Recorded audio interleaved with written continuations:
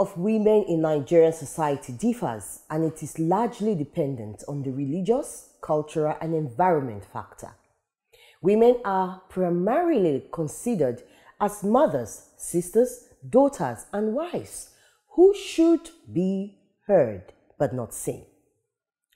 Women in the southern Nigeria, for instance, participate more in public and social activities, while their counterparts in the northern parts are more likely to be secluded and saddled with house chores and domestic activities.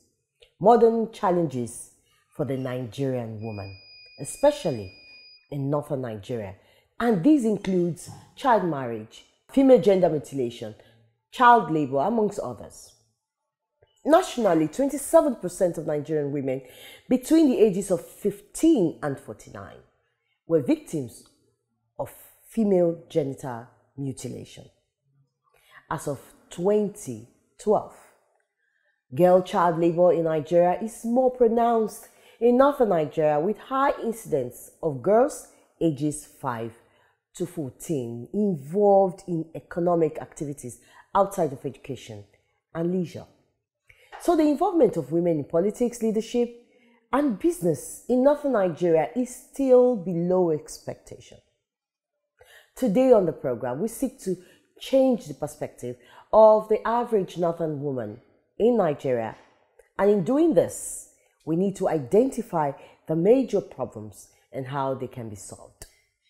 My guest on the program today has keen interest in the northern women of Nigeria. She's the director, North Central League of Women Voters of Nigeria.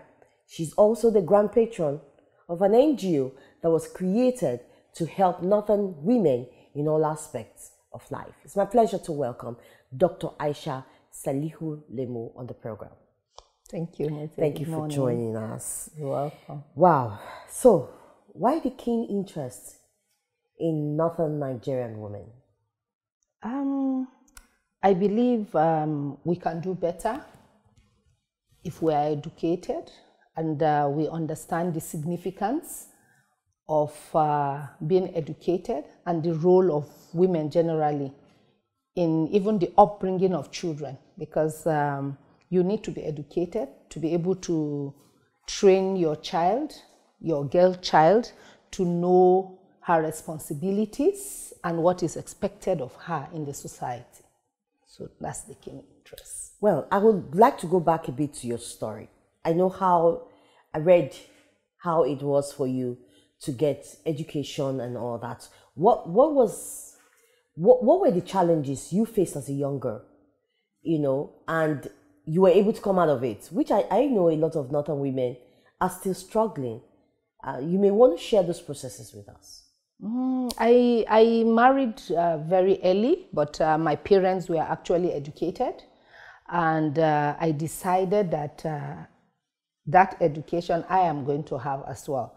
So even though marrying very early, I'm married to a military personnel, we moved from one place to the other, I decided I was going to be educated.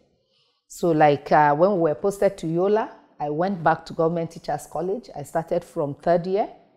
I finished from there. I went and did my NCE as well in Otto Ejanike because he was posted again to Badagry. So I believe if a woman has that interest to be educated and she knows the significance and importance of being educated, she'll strive to be educated just like I did. So what are the issues actually confronting the northern woman from getting education, from getting exposure into politics, business, and those areas that will really empower them to be able to be at par with their counterparts? I think the first one should be religion, because, some people believe that the religion does not allow the girl child to be educated, but that's not correct. Because Rasulullah Sallallahu Alaihi Wasallam, that's Prophet Muhammad, the first vision, the first thing that was said to him was Ikra. And what is Ikra? That's read. So if we look at that, you know that read. How do you read? You understand? So, and you know, he was not educated, but God said, read, and God opened it to him. So, everybody should look at that chapter, read, meaning that you can educate your children. But in the north, a lot of people feel girl child, after all, after education, she will still go and marry. So we have to educate the male, not the female. And then even in politics, you find out that if a woman comes out, the men feel, how can a woman that is supposed to be at home come and lead us? And that is why I joined the League of Women Voters. Because, you know, the main aim of that league is to make sure that more women participate in governance. Whether you are a teacher, at least get to the peak of your career. So I believe, you know, with more enlightenment from organizations like that, some of the men, we are trying to enlighten them to know that, you know, your wife is not proven to be above you, no. And we are not saying we want 50-50 even, just 35% at least. Yes, just like what the affirmation action is. Action, because it's only a woman that understands the pain of a woman. Like in Niger State now, we have only one woman in the State House of Assembly. So how can she fight our cause? When it comes to policy or advocacy for women. When it comes to policy, yes, or advocacy for women. So we need more women there. If we have 4 or 5, at least their voice can be heard. So let's look at other areas. You identified religion as one. Yes. What other factors are confronting the northern woman? Sincerely, to me, I feel is that religion. Is religion in the north. Because, you know, we take religion high in the north. So I believe, see, that religion is the main thing. So if people are educated, that even in the Quran, God said to Rasulullah sallallahu alaihi wasallam, read. So meaning that you are supposed to be educated. Now, does it mean that, okay, let's say, how do we handle this particular situation so that more women can get involved? Because you will expect that over the years, some have been able to go to school, some of them have even gotten positions, you know, in high places within the federation, between the country. But still, we are identifying religion as still something that is holding us back. Yes, that's why I'm saying enlightenment. Men, and then the women themselves, you understand, because some women are educated, but at the end of it all, I think maybe they misbehave at home. So the man we think you see is because she has gone to school and is because she is working. So I keep telling women, I say, look, the role of a wife is quite different from your role in the office. So don't joke with it. You have to keep your home is very important. So even if you are working, you know, some women will go to work, come back by 4, and I'm tired. They cannot take care of their husbands. No. As a wife, you know that you are a woman. It's very, very important, no matter what you are doing, take care of that home. I think if more women do that and the men see it, this one will tell the other one will tell the other one, and they will understand that it's important for a woman to be educated, and apart from being educated, to be allowed to work. Because some will be educated and the husband will say, I don't want you to work, I want you to stay at home. Are you saying that there should be specific jobs for women in the north if given the opportunity to go to school? Not specific jobs. A woman can do any job as long as she does not double it. As long as she knows her role as a mother, as a wife, as a sister. Isn't that a limiting factor for women when it comes to going into politics? No, I don't think so. Sincerely, I don't. Like, if I am a businesswoman, and I remember there was a time I had to like stay to see someone till 12 midnight. I keep updating my husband. He knows this is where I am. In fact, sometimes I can even encourage him, come, let's go together. You understand? Be open. Let him know that you are sincere and this is what you are doing. I think with that and more enlightenment, it will do the work. Wow. That's what I think. Well, my guest, Dr. Aisha Lemu, we're looking at what are these things really affecting the northern woman? Why is it that, you know, despite the fact that there's a lot of awareness and enlightenment going on. The northern Nigerian woman is still limited one way or the other. And quite interesting conversation, and areas that my guest is pointing out. Let's look at some other things. You are the grand patron of the NGO that supports women in the north to see how they can help. So how are you changing the narrative? We are changing it through enlightenment, as I have said, and giving examples of women that have strived and are from the north. Like now, we have senators too from the north. Like we had Senator Grace Benz from Adamawa State. She was the first senator to be elected in that area. In the whole of the north? In the whole of the north. And she had two tenures, right? No, she had one, but she's still there. And in Adamawa now, we still have another lady that is a senator. So, gradually, I believe if we do well, it's because Senator Ben did well. That's why they were able to elect another lady. So if we have women doing that, and that's what we have been telling the northern women, be educated and be master of your profession is very important.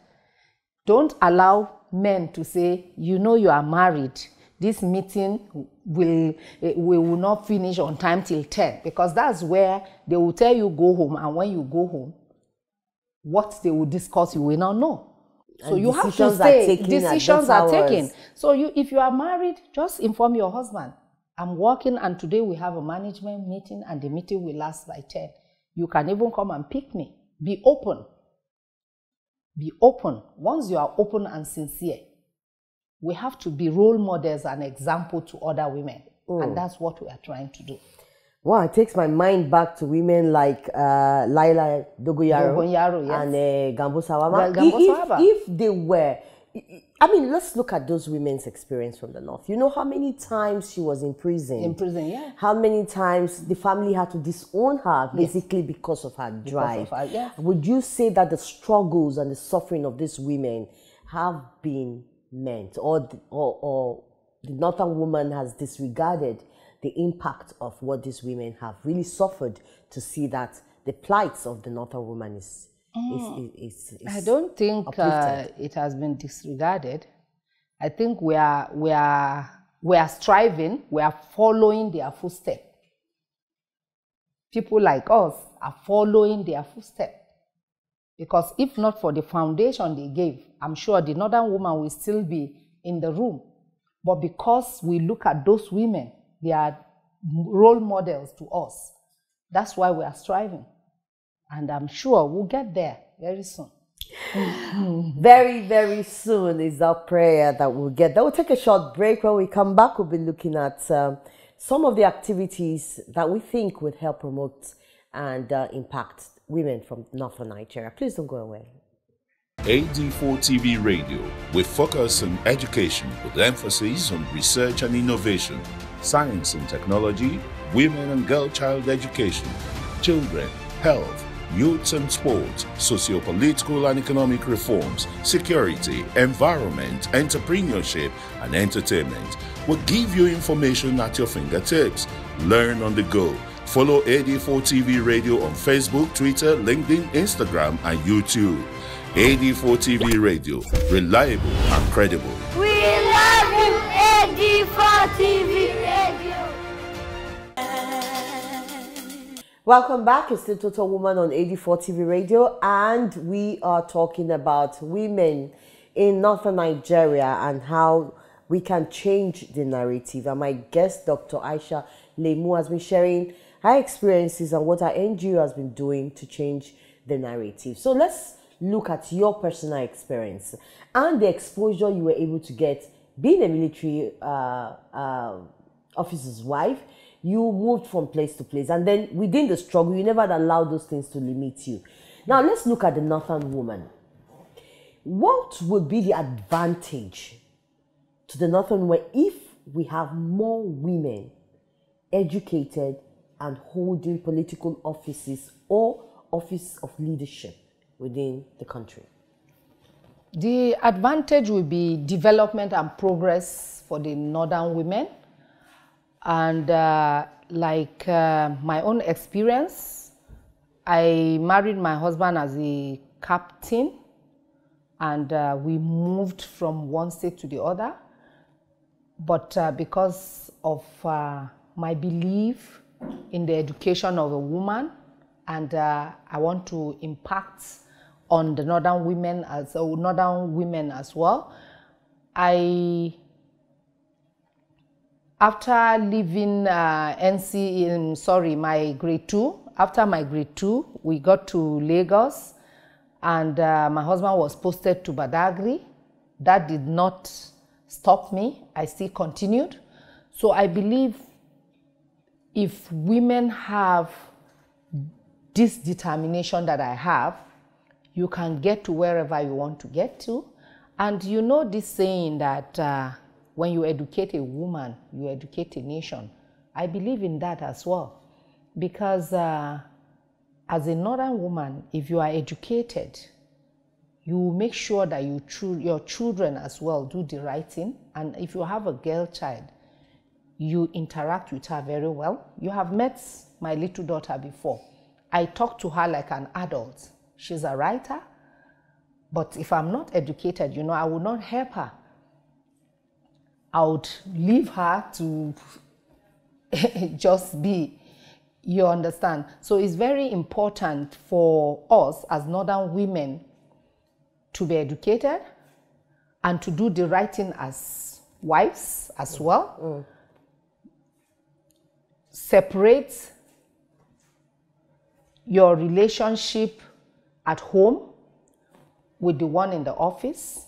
If you are tired in the office, leave that tiredness in the office. Come home and play your role as a good mother and as a wife. Now, let me ask this question.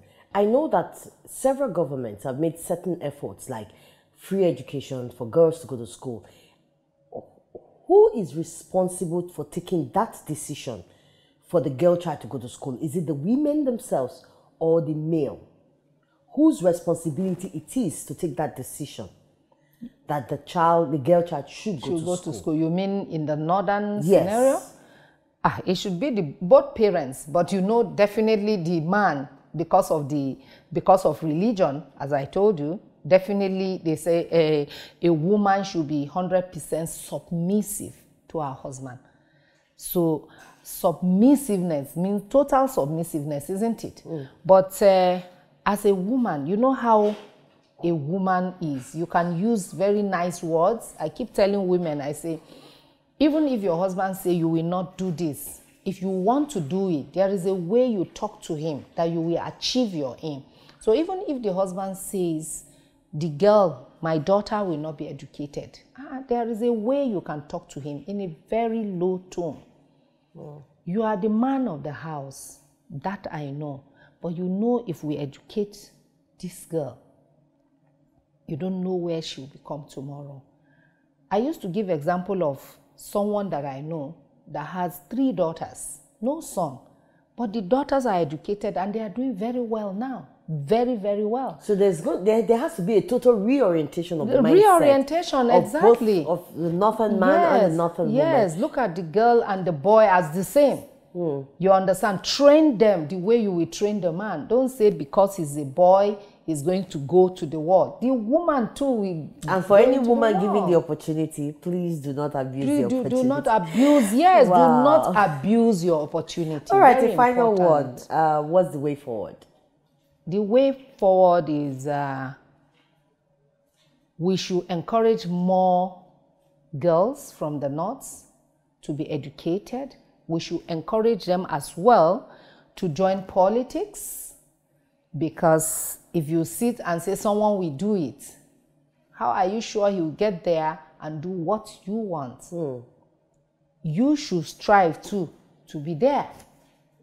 That's it.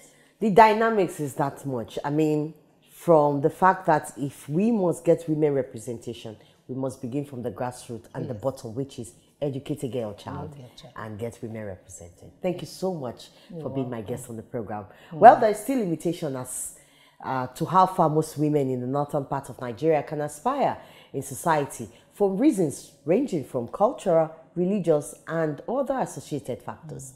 But despite this, a few women who have broken the barriers have taken the lead position in fighting for the emancipation of women in northern Nigeria in all aspects of their lives. What are you going to be doing to make it different? For any meaningful progress to be made in a society, women must be recognized and given full opportunity to participate in its socio-political and economic activities. My name is Muti Olori. I'll be with you again next week. Bye-bye.